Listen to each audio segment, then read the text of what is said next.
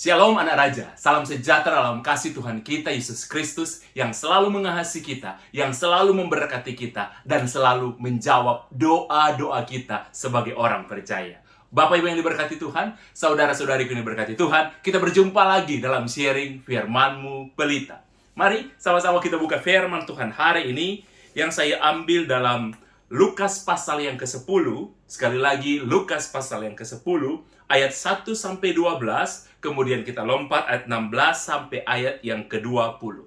Demikian firman Tuhan. Lukas pasal 10 mulai ayat yang pertama, Yesus mengutus 70 murid.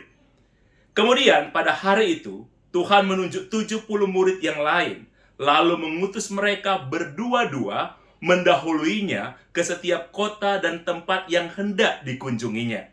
Katanya kepada mereka, tuaian memang banyak, tetapi pekerja sedikit. Karena itu, mintalah kepada Tuhan yang empunya tuaian, supaya ia mengirimkan pekerja-pekerja untuk tuaian itu. Pergilah, sesungguhnya aku mengutus kamu seperti domba di tengah-tengah serigala. Janganlah membawa pundi-pundi atau bekal atau kasut, dan janganlah memberi salam kepada siapapun selama dalam perjalanan. Kalau kamu memasuki satu rumah, katakan lebih dahulu, damai sejahtera bagi rumah ini. Dan jika di situ ada orang yang layak menerima damai sejahtera, maka salammu akan tinggal di atasnya. Tetapi jika tidak, salammu itu kembali kepadamu.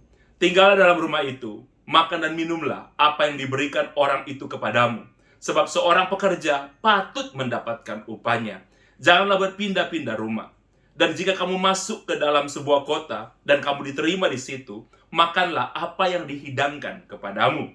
Dan sembuhkanlah orang yang sakit yang ada di situ dan katakan kepada mereka, kerajaan Tuhan sudah dekat padamu.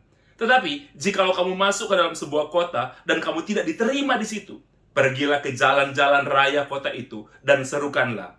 Juga debu kota yang mendekat di pada kakimu, kamu kebaskan di depanmu. Tetapi ketahuilah ini, kerajaan surga sudah dekat. Aku berkata kepadamu, pada hari itu, Sodom akan lebih ringan tanggungannya daripada kota itu. Ayat 16, barang siapa mendengarkan kamu, ia mendengarkan aku. Dan barang siapa menolak kamu, ia menolak aku. Barang siapa menolak aku, ia menolak dia yang mengutus aku. Mulai ayat 17, itu membahas tentang kembalinya ke 70 murid yang diutus oleh Tuhan Yesus. Kembalinya ke 70 murid. Ayat 17 dari Lukas pasal 10. Kemudian ke 70 murid itu kembali dengan gembira dan berkata, Tuhan, juga setan-setan takluk kepada kami demi namamu. Lalu kata Yesus kepada mereka, aku melihat iblis jatuh seperti kilat dari langit. Sesungguhnya aku memberikan kuasa kepada kamu untuk menginjak ular dan kalajengking, dan kuasa untuk menahan kekuatan musuh, sehingga tidak ada yang akan membahayakan kamu. Namun demikian, janganlah bersukacita karena roh-roh itu takluk kepadamu, tetapi bersukacitalah karena namamu ada terdaftar di surga. Bapak Ibu yang diberkati Tuhan, saudara-saudariku yang diberkati Tuhan, kita baru saja membaca kisah ketika Yesus ada bersama-sama dengan manusia di tengah-tengah dunia ini. Yesus mempunyai 12 orang murid yang pada akhirnya kita sebut rasul, dan Yesus juga mengutus beberapa murid. Contohnya saudara, yang ke-70 murid ini yang disebut di tadi bacaannya murid yang lain. Jadi ada 12 awal dari murid Yesus yang pada akhirnya disebut dengan rasul, dan ada juga murid-murid yang lain yang Yesus pilih untuk diutus sebelum Yesus datang ke sebuah kota dalam pelayanannya selama 3,5 tahun kehidupan pelayanan Yesus di tengah-tengah dunia ini. Saudara, dia memilih ke-70 murid dengan pesan yang sangat-sangat luar biasa. Ya, dia memberikan apa yang harus mereka lakukan. Bila mereka datang ke sebuah rumah, mereka harus memberikan salam kepada rumah itu. Shalom. Shalom itu artinya salam damai sejahtera. Dan bila ada orang di rumah itu, firman Tuhan katakan, dan orang itu terima, maka damai sejahtera itu akan tinggal kepada orang itu dan rumah itu. Saudara, jadi kata shalom, saudara, shalom artinya salam damai sejahtera. Dan shalom kalau orang itu mau terima, salam dari murid-murid Yesus itu yang datang diutus Yesus, saudara. Firman Tuhan katakan, shalom itu, damai sejahtera itu akan tinggal di rumah itu, akan tinggal di hidup orang yang menerima salam itu. Tetapi saudara, firman Tuhan katakan, tapi jika orang itu menolak, karena memang ada juga orang yang akan menolak Injil, menolak kesaksian tentang Yesus, ada. Dari zaman dulu sudah seperti itu. Bukan hanya zaman sekarang, dari zaman dulu pun. Kalaupun Yesus katakan kepada murid-muridnya, kalau Anda mengucapkan shalom, dan shalom itu ditolak, tidak diterima, maka shalom itu, damai sejahtera itu akan kembali kepadamu. Luar biasa ya, luar biasa. Saudara, mungkin selama ini saudara sering mendengarkan kata shalom di gereja, dan saudara menganggap itu remeh. Mungkin ketika saudara dengarkan khotbah, ketika pemimpin pujian di gereja, ketika saudara datang ke gereja, dan dia mengatakan shalom. Kadang-kadang kita menganggap itu biasa. Tapi di hari ini kita tahu bahwa salam damai sejahtera itu, saudara, ketika Anda dikatakan shalom, balaslah dengan shalom. Karena saudara, ketika saudara menerima shalom, maka damai sejahtera itu akan tinggal dalam hidup saudara. Jadi mulai hari ini, ketika saudara di gereja, atau ketika saudara menyaksikan tayangan gereja di online, ya, ketika pendeta mengatakan shalom, atau song leader mengatakan shalom, atau ketika di online dikatakan shalom, katakan shalom juga. Amin. Terimalah itu. Ya, itu kecil, saudara. Ini kebenaran firman Tuhan. Kalau saudara terima damai sejahtera itu, saudara, firman Tuhan katakan, saudara respon, maka damai sejahtera itu akan tinggal dalam hati saudara, akan tinggal dalam hidup saudara. Haleluya. Jadi kata shalom bukan sekedar sebuah salam biasa.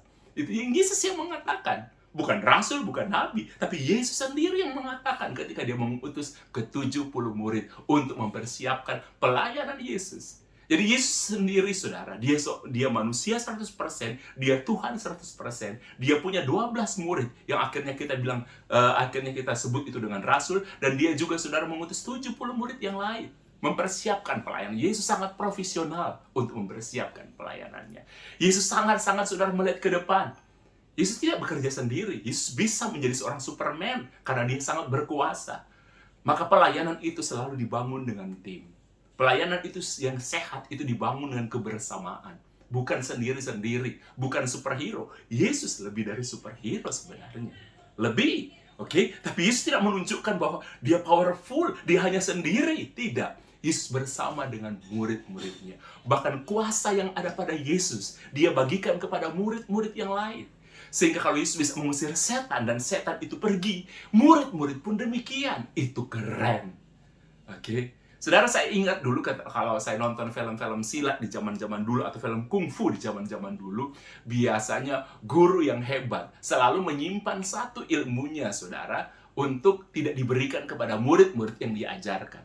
Kenapa? Dari film-film kungfu zaman dulu ya tahun 80-an, 70-an akhir, kalau saudara masih ingat, seorang guru, saudara, seorang suhu yang mengajarkan silat kepada murid-muridnya, biasanya selalu menyimpan satu ilmu yang paling tinggi untuk dia sendiri. Sehingga kalau ada murid yang memberontak, ada murid yang melawan, murid itu tidak bisa mengalahkan gurunya. Karena ilmu yang paling tinggi, saudara, satu, tetap disimpan oleh guru.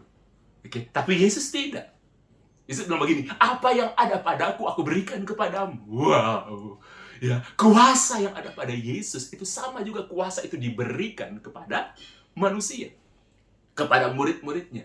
Dan memang sejak penciptaan awal, firman Tuhan katakan manusia itu diciptakan serupa dan segambar dengan Tuhan. Jadi manusia punya hikmat Tuhan, manusia punya kekuasaan Tuhan. Tetapi yang harus kita ingat, manusia memang diciptakan serupa dan segambar dengan Tuhan, tapi manusia bukan Tuhan.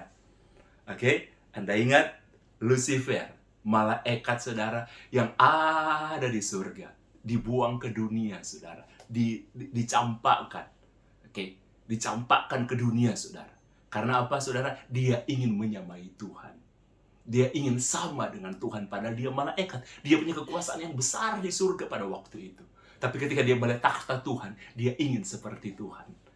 Saudara, saya sudah melihat orang yang ingin menggantikan Tuhan, penguasa sekalipun di dunia ini. Ya, mereka diberi kemampuan, mereka diberi otoritas, mereka, saudara, diberi kemampuan karena memang Tuhan telah merancang manusia untuk mampu memimpin. Tuhan merancang manusia, saudara, untuk berhasil membuat segala sesuatu. Tapi lihat, saya nggak perlu sebutkan, para pemimpin-pemimpin dunia, orang-orang yang paling punya karisma yang sangat besar, ketika mereka merasa melebihi Tuhan, saudara, mereka akan hanyut juga, mereka akan jatuh juga. Karena saudara harus tahu, manusia bukanlah Tuhan. Walaupun manusia diciptakan serupa dan segambar dengan Tuhan. Oke, ingat selalu kepada penciptamu, kata firman Tuhan. Ingat selalu kepada Tuhan dimanapun kita ada. Di saat kita berprestasi, di saat kita hebat, kita harus selalu mengingat Tuhan. Yesus mengutus murid-muridnya. Dan Yesus bilang kepada murid-muridnya, ketika mereka memasuki sebuah kota, dan mereka melakukan pelayanan, dan kalau mereka diterima, ya kota itu diberkati. Tapi kalau kota itu menolak mereka, Yesus katakan, serukan lagi kebenaran itu. Saudara mungkin ingat ketika Yunus, saudara, datang ke Niniwe. Yunus menyerukan pertobatan untuk orang-orang yang ada di Niniwe. Dan kota itu kota yang paling berdosa di zaman itu. Kota yang sangat berdosa di hadapan Tuhan. Ketika mereka mendengar seruan Yunus di tengah-tengah kota itu, firman Tuhan katakan, orang Niniwe semuanya bertobat ketika mendengarkan kebenaran. Mungkin selama itu, saudara, orang-orang di Niniwe tidak mengenal kebenaran. Ya, mereka hanya hidup dalam dosa dan mereka pikir itu tidak masalah. Dan ketika Yunus mengatakan kebenaran, firman Tuhan, Niniwe bertobat. Niniwe menerima kebenaran yang disampaikan oleh Yunus. Sehingga kota itu tidak jadi dimusnahkan. Kota itu tidak jadi dijungkir balikan seperti kota Sodom. Kalau kota Sodom, saudara, karena mereka berdosa, dan ketika saudara makan ada malaikat yang datang, mereka tidak mau bertobat. Beda jauh dengan Niniwe. Niniwe juga kota yang berdosa, saudara. Oke, tapi ketika kebenaran disampaikan, mereka bertobat.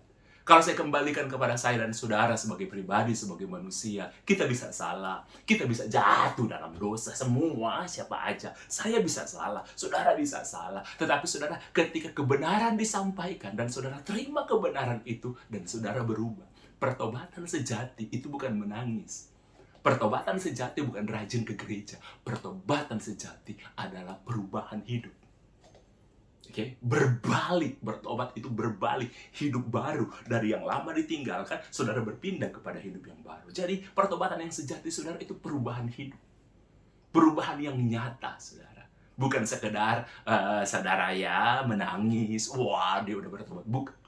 Nah, firman Tuhan katakan, Yesus katakan kepada murid-muridnya, kalau kamu masuk sebuah kota dan kamu mengatakan kebenaran dan kebenaran itu ditolak, ya serukan lagi kepada kota itu. Makanya saudara, kalau kami biasanya menyampaikan kebenaran, kami sudah menyampaikan, ada yang menolak, kami sampaikan lagi dengan tegas. Kalau ditolak, ya sudah, itu bukan urusan kami. Yesus bilang begini, sudah, kalau kamu ditolak, kamu pergi dari kota itu. Bahkan Yesus bilang begini, kebaskan debu yang ada di kakimu dari kota itu. Dan Yesus bilang begini, kesalahan kota itu, dosa kota itu, ya, firman Tuhan kata, Sodom dan Gomora masih lebih ringan dosanya daripada kota itu. Saudara lihat ya, akibat menolak sebuah kebenaran. Yesus bilang begini, kalau kota itu menolak, kalau sebuah tempat itu menolak kebenaran firman Tuhan, Yesus bilang kepada murid, serukan lebih luas lagi di kota itu. Tapi kalau kota itu tetap menolak, pergilah dari kota itu. Kebaskan debu yang ada di kakimu yang kau injak di kota itu. Dan firman Tuhan katakan, dosa Sodom dan Gomora lebih ringan dari kota itu. Padahal Sodom dan Gomora sudah ditunggang balikan karena dosanya. Tapi firman Tuhan katakan, dosa kota itu lebih ringan. Dan Yesus bilang begini, kalau mereka mendengarkan kamu, mereka mendengarkan aku. Jadi ketika saudara mendengarkan firman Tuhan, sebenarnya saudara yang saudara dengarkan itu bukan cuma sekedar hamba Tuhan, tapi saudara mendengarkan kebenaran dari Tuhan Yesus. Dan Yesus bilang begini, dan kalau kita mendengarkan kebenaran dari Tuhan Yesus, berarti kita mendengarkan kebenaran dari Bapa di surga. Tapi firman Tuhan katakan begini, kalau mereka menolak kamu, Yesus bilang begini, berarti mereka juga menolak aku. Karena ketika seorang hamba Tuhan menyampaikan kebenaran firman Tuhan, benar-benar Injil loh ya, bukan kepentingan, dia menyampaikan kebenaran, saudara, yang disampaikan itu Yesus. Jadi ketika orang menolak seseorang menyampaikan kebenaran, sebenarnya yang ada tolak bukan hamba Tuhan itu, tapi Yesus. Dan Yesus bilang begini, kalau mereka menolak kamu, mereka berarti menolak aku. Dan kalau mereka menolak aku, mereka menolak juga Bapa di surga. Itu yang jelas yang Yesus katakan, saudara. Dan ketika murid-muridnya diutus, itu yang Yesus sampaikan kepada mereka. Yesus bilang begini, gak usah bawa bekal, gak usah bawa kasut, aku akan memberkatimu. Dan saya bertahun-tahun jadi hamba Tuhan. Saya juga melihat beberapa teman-teman hamba Tuhan. Saudara, seperti saya full timer. Ada beberapa teman saya juga yang full timer. Kami nggak ada punya pekerjaan, nggak ada punya bisnis. Memang kami dipanggil untuk menjadi hamba Tuhan. Saya dipanggil untuk menjadi hamba Tuhan. Dan sampai hari ini, memang benar yang kata Yesus katakan, oke? Saudara, dimanapun saya pergi, sampai hari ini saya tahu saya dipelihara oleh Tuhan. Saya dicukupkan oleh Tuhan dengan berbagai macam cara yang tidak pernah saya duga. Ya, yang tidak pernah saya duga. Tuhan selalu punya kejutan untuk memberkati. Tuhan selalu punya kejutan, saudara, untuk menggerakkan orang, memberkati orang yang kami layani. Bahkan kadang-kadang orang yang tidak kami layani, saudara, digerakkan Tuhan untuk memberi. Oke, Tuhan itu luar biasa. Dia itu dahsyat. Nah, kita lanjut lagi. Kemudian, saudara, ketika akhirnya ke-70 murid itu kembali, mereka bersaksi kepada Tuhan. Mereka bilang begini, Tuhan bukan sekedar penginjilan yang sukses. Mereka bilang, iblis pun, roh-roh jahat pun takluk kepada kami. Ular dan kalajengking, saudara, itu tentang kekuasaan yang jahat. Hal-hal yang menakutkan pada waktu itu. Lambang ketakutan pada waktu itu kalajengking. Sampai sekarang pun, kalau Anda ketemu kalajengking, tahu itu lambang tentang kuasa-kuasa yang ada pada waktu itu. Hal-hal yang menakutkan yang ada di tengah-tengah masyarakat, ular dan kalajengking. Mereka bilang begini, itu kami taklukkan. Wih, dan Yesus bilang begini, hari ini Yesus bilang begitu luar biasa. Aku melihat, dengarkan ini ya saudara ya. Kalau sebuah kebenaran diberitakan, saudara, iblis itu penguasa udara. Iblis penguasa di udara. Makanya kalau saudara baca dengan baik firman Tuhan, ketika Tuhan menciptakan saudara udara, dia penguasa udara, itu tidak dikatakan maka Tuhan melihat itu baik, karena iblis penguasa udara, saudara. Yesus bilang gini, aku melihat iblis jatuh, bukan sekedar jatuh seperti bulu melayang-layang, jatuh seperti kilat. Pernahkah saudara melihat kilat? Kalau orang Manado bilang guntur, dia kalau bang, hampir tidak terlihat, lenyap dari atas ke bawah, bang, selesai. Dan Yesus menggambarkan sedahsyat itu kejatuhan iblis. Yesus menggambarkan, aku melihat iblis jatuh seperti kilat dari langit. Saudara, ketika kebenaran mulai dilakukan manusia, ketika manusia mulai melakukan kebenaran, saudara harus tahu apa yang pernah Yesus katakan. Iblis itu jatuh seperti kilat. Karena iblis suka menggoda manusia. Iblis ingin menghancurkan manusia. Tapi ketika manusia menerima kebenaran, ya mereka menerima kebenaran, saudara, yang disampaikan oleh firman Tuhan, iblis itu jatuh. Karena ketika manusia menolak kebenaran, manusia mau hidup dalam dosa, iblis itu berkuasa atas hidup keluarga itu, atas rumah tangga itu, atas masyarakat itu. Tapi ketika manusia menerima kebenaran, seperti kota Niniwe, mereka, saudara, iblis berkuasa di kota itu. Ya, aroma dosa, atmosfer dosa ada di Niniwe. Tapi ketika kebenaran disampaikan, semuanya bertobat. Dan Tuhan memulihkan kota itu. Pertobatan itu akan memulihkan.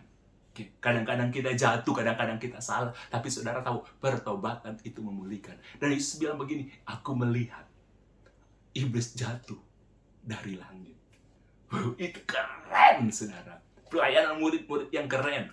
Kalau saudara melayani hari ini dalam bentuk apapun, Yesus, saudara, memberikan petunjuk. Dia menyertai. Saudara, kalau di pemuritan, ini merupakan pelajaran terakhir sebelum pengutusan, pengurapan dan pengutusan. Jadi yang kami baca tentang amanat agung dan tentang ke-70 murid diutus. Ini merupakan, kalau saya di pemuritan, ini merupakan pelajaran paling terakhir sebelum pengutusan dan pengurapan. Ini yang kami sangat ajarkan, saudara, bahwa Tuhan mengatakan, Dia menyertai kita kemanapun kita pergi. Dan iblis, kalau kebenaran disampaikan, jatuh dari langit itu seperti kilat. Luar biasa. Tapi Yesus bilang begini, kalian jangan bersuka cita karena itu. Karena roh-roh takluk kepada kalian. Karena ular dan kalajengking pun kalian kalahkan. Kalian bisa menghancurkan, melakukan pelayanan yang sangat luar biasa. Tapi Yesus bilang begini, ini yang Yesus tekankan. Ini yang Yesus tekankan, yang kadang-kadang kita lupa. Tapi bersukacitalah, karena namamu ada tercatat di dalam kerajaan surga. Di terjemahan yang lain yang saya juga suka pakai, dikatakan, berbahagialah karena namamu ada di buku kehidupan. Karena itu sifatnya kekal. Saudara yang diberkati Tuhan, Yesus ingin mengingatkan kepada kita para orang percaya, Yesus mengingatkan kepada kita para hamba Tuhan, semua prestasi kita di dunia ini, karena bersama-sama dengan Tuhan, kita berdoa, kita melakukan yang baik, saudara, kita berdoa, gereja yang besar, pelayanan yang hebat, itu bagus, saudara. Anda menjadi orang yang paling berpengaruh, itu hebat. Kita mendoakan orang sakit dan orang sakit sembuh, itu luar biasa. Kita mengusir setan dan setan pergi, itu luar biasa. Kita minta diberkati, berkati aku Tuhan. Dan kita diberkati berlimpah-limpah, itu luar biasa. Itu hebat, itu dahsyat, saudara. Wow, amin. Gereja yang besar, organisasi yang besar, pelayanan yang super sukses, dan orang-orang berlomba-lomba untuk membangun pelayanan yang besar. Bersaing untuk membuat gereja yang paling keren, program-program yang luar biasa, itu baik. Tapi itu hanya berlaku di dunia ini. Gereja besar hanya ada di dunia. Pelayanan yang hebat itu hanya ada di dunia ini. Anda selesai semua itu. Oke?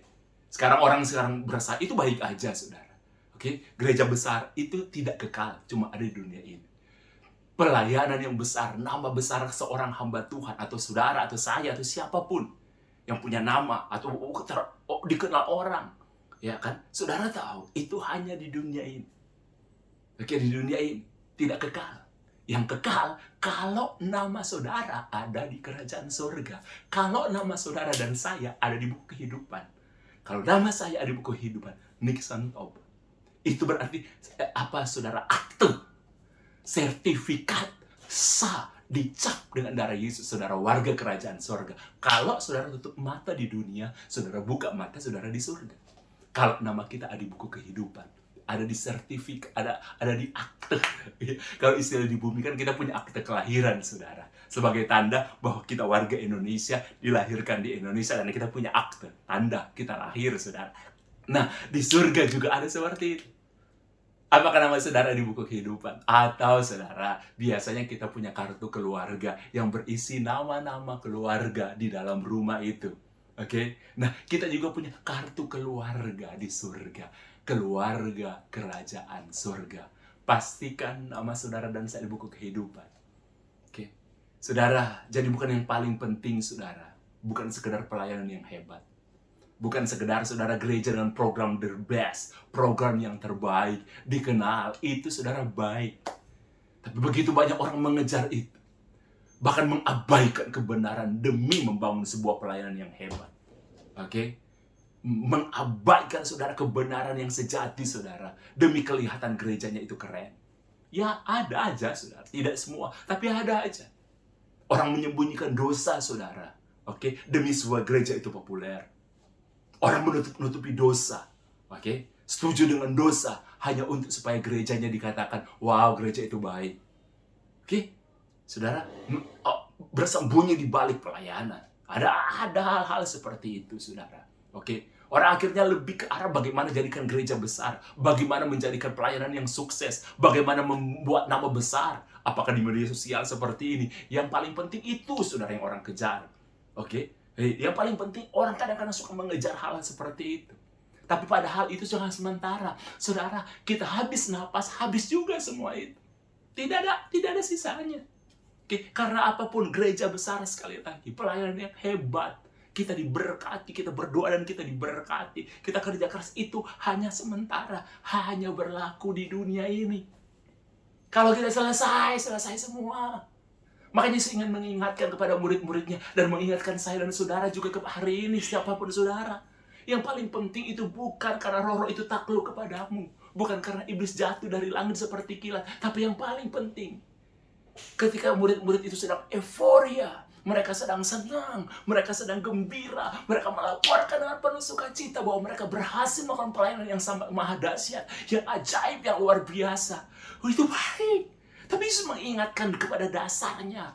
Yang paling penting bukan itu baik, itu pencapaian yang luar biasa. Tapi yang paling penting, apakah namamu ada di buku kehidupan, ada sebagai warga kerajaan sorga. Apakah saudara punya nama di sana? Makanya Yesus pernah memberikan gambaran yang sangat baik, saudara. Gambaran yang sangat keras. Dan ini bukan dikatakan oleh rasul, bukan dikatakan oleh nabi, guru atau gembala, bukan, ini dikatakan oleh Yesus, gembala yang agung, saudara, Tuhan dan juru selamat kita. Yesus pernah mengatakan begini, dia mengatakan gambaran pada akhir zaman ketika ada di surga, ketika pengadilan di surga. Yesus bilang, ada orang-orang yang nanti datang, bukankah kami udah bernubuat demi namamu? Bukankah kami sudah menyembuhkan orang sakit demi namamu? Bukankah kami sudah melakukan hal-hal yang hebat demi namamu? Tapi Yesus mengatakan apa kepada mereka? Aku tidak mengenal engkau. Kalian semua pembuat kejahatan. Saudara bayangkan, orang yang telah menyembuhkan orang banyak, ya, orang yang telah mengusir setan-setan. Tapi Yesus bilang begini, kalian semua pembuat kejahatan. Oke? Karena kadang-kadang kita nggak bisa nutupi, saudara. Orang melatih Yesus, kalau saudara doakan orang demi nama Yesus, orang itu sembuh kok. Bukan karena hamba Tuhannya, karena nama Yesusnya yang berkuasa. Bukan karena saya, bukan karena saudara, atau bukan karena siapapun. Nama Yesus itu nama yang paling berkuasa, otoritas. Iblis takut dengan nama Yesus. Ya, Anda tumpang tangan demi nama Yesus. Oke, seperti Petrus ketika menyembuhkan seorang lumpuh, dia meminta uang, itu begini, Petrus bilang begini, apa yang ada padaku aku akan berikan kepadamu. Di dalam nama Yesus bangkit dan berjalanlah, dan orang itu bangkit dan berjalan. Petrus tidak mengatakan dalam nama Petrus, bukan, dalam nama Yesus bangkit dan berjalannya, orang itu bangkit dan berjalan demi nama Yesus. Karena kadang-kadang saudara orang melakukan pelayanan seperti saya katakan tadi, tapi saudara tahu itu demi hanya untuk pakai nama Yesus demi kepentingan sendiri. Pakai nama Yesus, saudara, hanya untuk sekedar membesarkan diri, hanya untuk mengumpulkan uang. Pakai nama Yesus tapi melakukan kejahatan. Pakai nama Yesus tapi hidup dalam persinahan.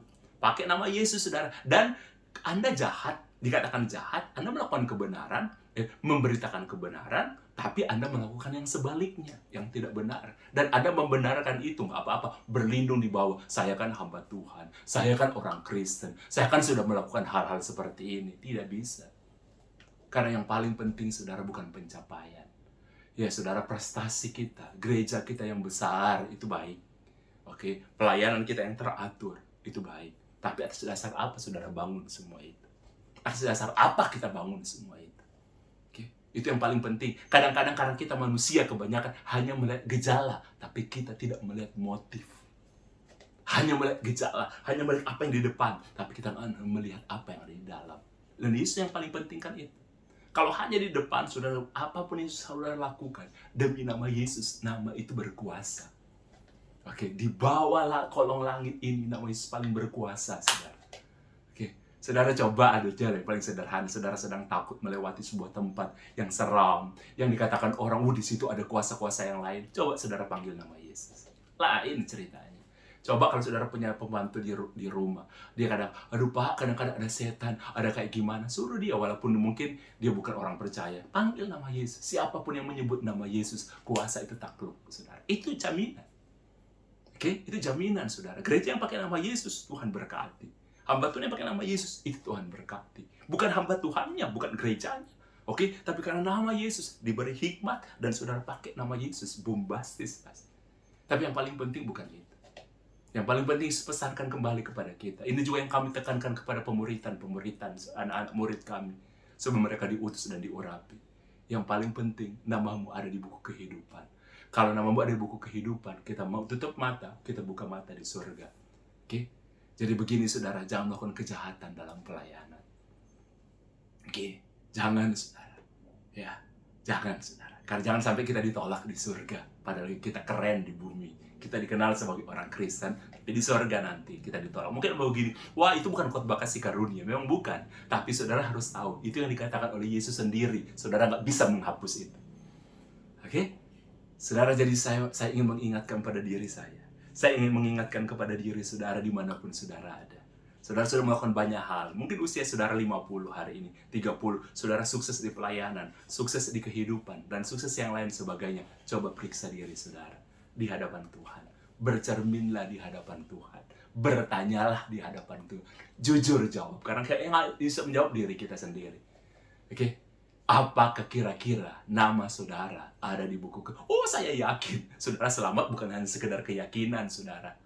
Saudara selamat karena kebenaran, bukan karena sekadar keyakinan yang tidak punya dasar, keyakinan yang dibuat-buat, saudara, ya kan? Pada saudara hidup dalam kejahatan. Saudara selamat bukan sekali lagi, oh saya yakin masuk surga, gereja saya mengajarkan kasih karunia, siapapun bisa masuk surga. Oke, saudara selamat bukan karena doktrin, saudara selamat karena kebenaran.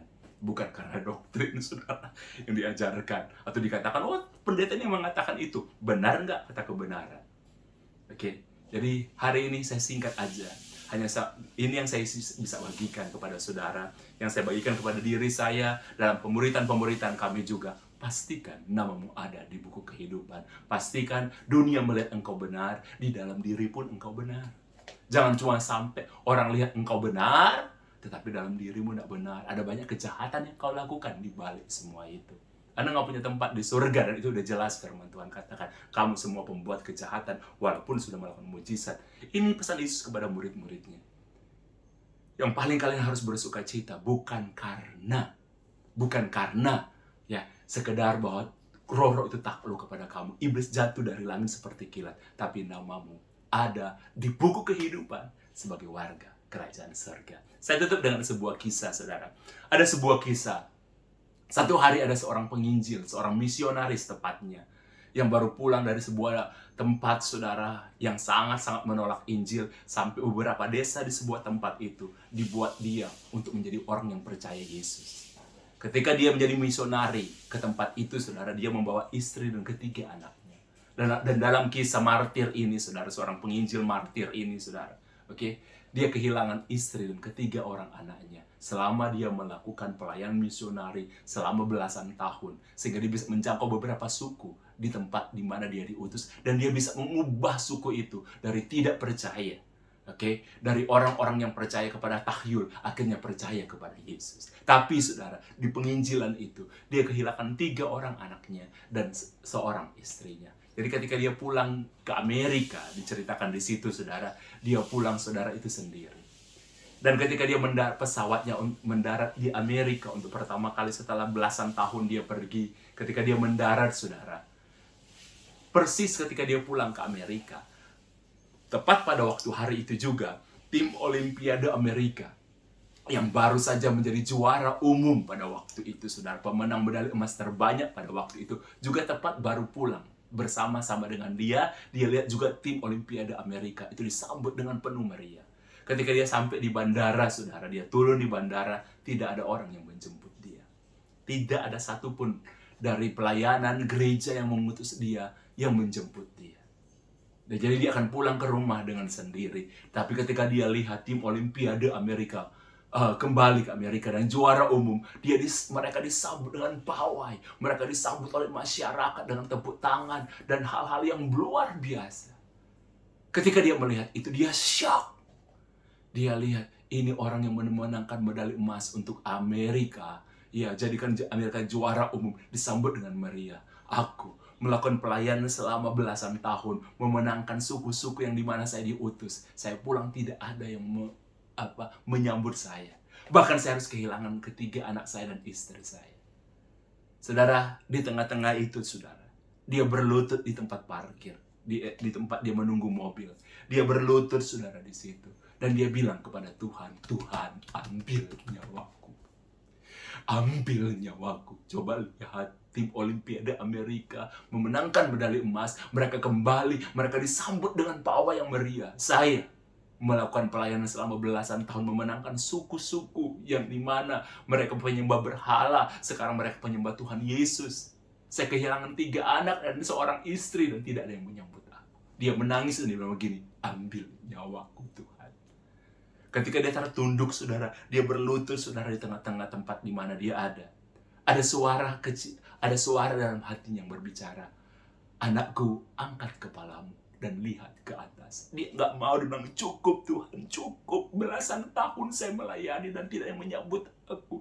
Tim Olimpiade Amerika kembali, mereka disambut. Ada suara yang berbicara lagi dengan keras kepada kepada hamba Tuhan ini. Hai anakku, angkat kepalamu dan lihatlah ke atas. Dia tetap tidak mau, dia bilang, sudah, ambil nyawaku. Suara itu berbicara dengan sangat lembut kepada misionaris ini. Angkat kepalamu dan lihatlah ke atas. Akhirnya saudara perlahan-lahan dia mengangkat kepala dan dia melihat ke atas. Dan mata rohaninya. Mata rohani dalam arti begini saudara, Tuhan memberikan karunia khusus kepada matanya. Yang tidak bisa dilihat oleh manusia yang lain. Mata rohaninya dia melihat ke atas. Dan dia lihat langit terbuka. Dan ada sebuah tangga yang terbuat dari emas. Dan dia lihat saudara Yesus duduk saudara sebagai raja. Dan saudara Tuhan, Bapa di surga, duduk di tahtanya. Ada Tuhan Yesus. Dan dia lihat di tangga itu ada anaknya, 3 anaknya. Dan istrinya. Dan ada malaikat-malaikat yang meniupkan musik. Yang memainkan musik dengan sangat meriah. Dengan sangat luar biasa. Di tangga yang terbuat dari emas. Dan dia, ada begitu banyak orang percaya yang bertepuk tangan buat dia. Dan suara itu berbicara. Tuhan Yesus berbicara kepada misionari ini. Inilah sambutan yang akan kau terima ketika kau kelak nanti kembali ke surga. Saudara, dia meneteskan air mata, dia nangis pada waktu itu. Dia tahu memang hidupnya bukanlah di dunia. Yang paling penting bukan itu, tapi yang paling penting bagaimana kelak ketika dia kembali ke surga nanti. Ketika Tuhan datang dan menjemput dia. Dia lihat firman Tuhan Yesus bilang begini, inilah sambutan yang akan kau terima. Jadi ada Bapa di surga, ada Tuhan Yesus, ada istri dan anak-anaknya. Ya, dan saudara tahu ada banyak orang percaya dan ada malaikat di surga yang memainkan musik yang sangat indah untuk menjemput, menyambut kedatangan misionari ini. Kalau kelak dia menghembuskan nafasnya terakhir, dia tutup mata di bumi, dia buka mata di surga, di Yerusalem baru. Bapak Ibu diberkati Tuhan. Sampai di sini sharing firman Tuhan, firman Pelita hari ini. Kalau saudara diberkati dengan firman sharing ini, saudara bisa sharekan ke orang lain, saudara bisa kasih like, saudara juga bisa subscribe supaya saudara bisa tahu kebenaran-kebenaran sharing-sharing yang saya sampaikan di firman Pelita di Nixon Topa Channel. Mari saudara, sebelum kita berpisah, mari sama-sama kita berdoa. Saudara, coba lihat diri saudara di hadapan Tuhan hari ini. Coba bertanya, apakah saya benar? Apakah saya hamba Tuhan di depan orang? Dan saya juga hamba Tuhan di dalam. Oke. Bukan hanya sekedar gejala, tapi motif. Bukan hanya di luar, tapi di dalam. Kita orang Kristen, bukan sekedar di KTP kita orang Kristen, tapi dalam roh kita benar-benar orang Kristen. Amin. Coba saudara periksa. Sekali-sekali coba bercermin dan periksa diri saudara di hadapan Tuhan. Bukan sekedar sebuah doktrin, tapi periksa. Oke. Apakah nama saudara ada di buku kehidupan sebagai warga kerajaan surga?